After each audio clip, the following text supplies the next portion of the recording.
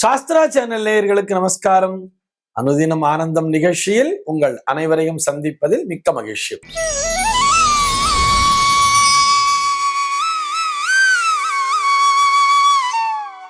இன்று 19/9/2025 இந்த நாள் குறித்து பஞ்சாங்கம் என்ன சொல்றதுன்னு பார்க்கலாம் வாங்கோ. இன்றைய தினம் விஸ்வாவசு வருடம் புரட்டாசி மாதம் 3ஆம் தேதி வெள்ளிக்கிழமை. திதி பார்த்தோம்னா தேய்பிறை திரையோதசி திதி இரவு 11:37 வரைக்கும் இருக்கு. அதனைத் தொடர்ந்து தேய்பிறை சதுர்த்தசி திதியானது வந்து விடுகிறது. நட்சத்திரம் பார்த்தோம்னா இன்னைக்கு ஆயில்யம் நட்சத்திரம் காலை 7:03 வரைக்கும் இருக்கு.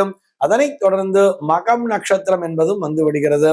இந்த நாள் முழுவதுமே ஒரு மரண யோகம் கூடிய நாளாக அமைந்திருக்கிறது.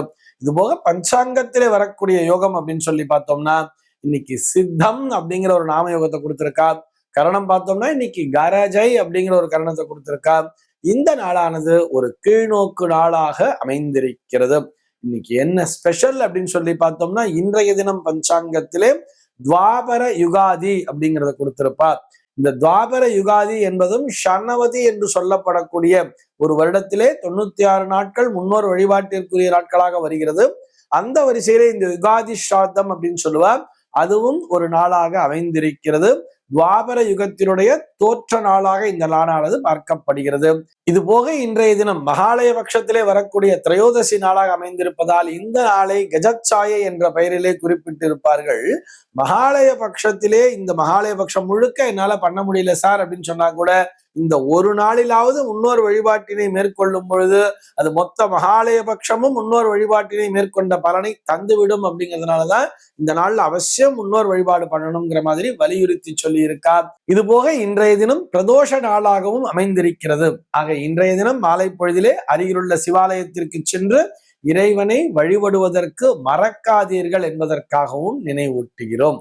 சென்னையை பொறுத்தவரை இன்றைய தினத்தினுடைய சூரிய உதயம் என்பது காலை 6:01 சூரிய அஸ்தமனம் என்பது மாலை 6:03 சந்திர அஸ்தமனம் என்பது மாலை 4:31 சந்திர உதயம் என்பது நாளைய தினம் அதிகாலை 4:33 சம்பவிக்கிறது.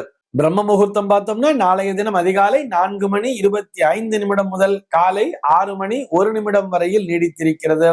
சென்னையை பொறுத்தவரை இன்றைய தினத்தினுடைய ராகு காலம் என்பது பகல் 10:32 முதல் மதியம் 12:02 வரையிலும், யமகண்டம் என்பது மதியம் 3:03 முதல் மாலை 4:33 வரையிலும், குளிகை காலம் என்பது காலை 7:31 முதல் 9:02 வரையிலும் சம்பவிக்கிறது. தினாந்தம் பார்த்தோம்னா இரவு 1:32 கொடுத்திருக்கா.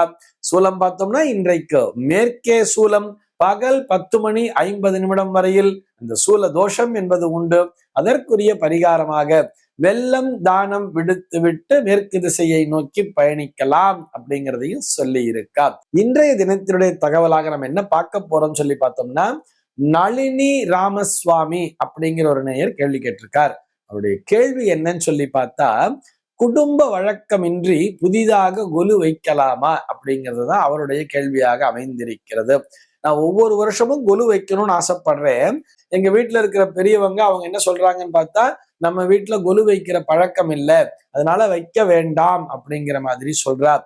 இப்படி குடும்பத்திலே வழக்கம் இல்லை, ஆனால் புதிதாக நான் கொலு வைத்தால் ஏதாவது பிரச்சனை என்பது வந்து சேர்ந்து விடுமா, அப்படி குடும்பத்துல வழக்கத்துல இல்லாத ஒரு விஷயத்தை புதிதாக பழகி கொள்ளலாமா என்பதுதான் அவருடைய கேள்வியாக அமைந்திருக்கிறது.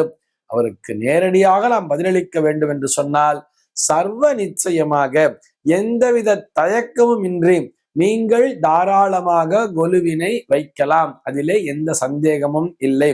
அதே நேரத்தில் ஆத்துல பெரியவா வந்து பண்ணக்கூடாதுன்னு சொன்னா அவளுக்கு எடுத்து சொல்லி புரிய வச்சு ஏன் பண்ணக்கூடாதுமா, பண்ணா என்ன அப்படிங்கிற மாதிரி விதண்டாவாதம் பேசாம இல்லம்மா வச்சு பார்க்கலாம், இதுவும் அம்பாள் வழிபாடு தானே, நம்ம வைக்கலாமே, நீங்க ஆசீர்வாதம் பண்ணி எனக்கு பொம்மை எடுத்து கொடுத்தாதான் நான் கொலு வைப்பேங்கிற மாதிரி அவளுக்கு நீங்க காக்கா பிடிப்பேளோ இல்ல என்ன பண்ணுவேளோ இல்ல அவளுக்கு எப்படி புரிய வைப்பேளோ அந்த புரிய வச்சு ஆத்துல கொலுவினை வைக்க வேண்டியது. இது ஆத்துல பழக்கமே இல்லையே நான் எப்படி வைக்கலாம் அப்படின்னு சொன்னா பழக்கம் இல்லைன்னா பழகிக்க வேண்டியது தானே. இப்படி யோசிச்சு பாருங்களேன். நம்ம எல்லாம் என்ன பேண்ட் ஷர்ட்டை போட்டு பழகிண்டே இருந்தோமா, அல்லது சுடிதார் நைட்டி எல்லாம் போட்டு பழகிண்டே இருந்தோமா, அதெல்லாம் வரும்போது அதெல்லாம் நமக்கு சௌகரியமா இருக்குன்னு பழகிக்கிறோம் தானே. அப்ப மட்டும் ஆத்துல பெரியவாள்லாம் சொன்னாதானே, நம்ம ஆத்துல யாரும் நைட்டி போடுற பழக்கமே கிடையாது, சுடிதார்லாம் யாரும் போடுற பழக்கமே கிடையாதுன்னு சொல்லியிருப்பா. அதனால யார் கேட்கிறோம்? அதெல்லாம் நமக்கு சௌகரியமா இருக்கு அப்படிங்கிறதுனால அவ பேச்ச கேட்காம நம்ம நைட்டி போடுறோம், நம்ம சுடிதார் போடுறோம், பேண்ட் ஷர்ட் போடுறோம், எல்லாம் தானே பண்றோம். முடிய கிராப் வெட்டிக்கிறோம், எல்லாம் பண்றோம்.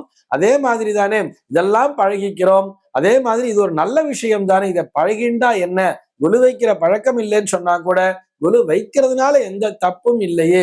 கொலு வைப்பது என்பது எதற்காக? அம்பிகையை ஆராதனை செய்வதற்காகத்தான். பொம்மையா கொண்டு வைக்கிறா அப்படின்னு சொன்னா அந்த பொம்மை பெருமைக்காக வைக்கப்படுவது அல்ல. அதுல என்ன தாத்பரியம், என்ன சூக்ஷ்மம் என்பதை புரிந்து கொள்ள வேண்டும். கீழே பார்த்தா ஒரு தாவரங்கள் எல்லாம் விதையெல்லாம் விதைச்சு ஒரு செடி வர்ற மாதிரி எல்லாம் பார்க்க மாதிரி போட்டிருப்பா.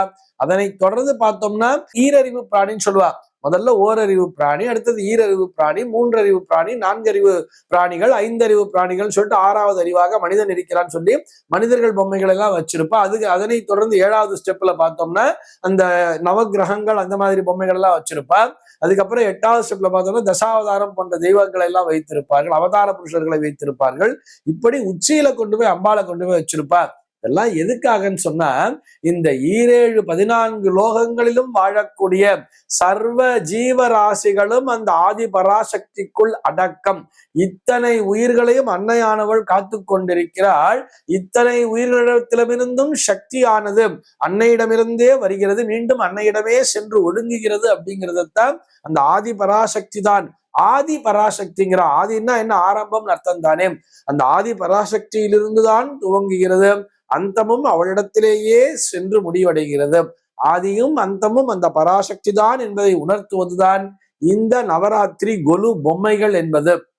இந்த கொலு பொம்மைகள்ல கூட நிறைய தாத்பரியங்கள் அடங்கி இருக்கும். அதுவும் இந்த காலத்துல பார்த்தோம்னா நிறைய செட்டா வச்சிருப்பா.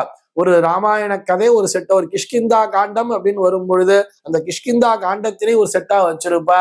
அதே மாதிரி இந்த மகாபாரதம் வரும்போது மாயாபசார் செட்டு அப்படிங்கிற மாதிரி ஒரு வச்சிருப்பா. இது போன்ற இந்த பொம்மைகளின் மூலமாக குழந்தைகள் இந்த புராண கதைகளை புரிந்து கொள்வதற்கும் ஏதுவாக இருக்கிறது அல்லவா.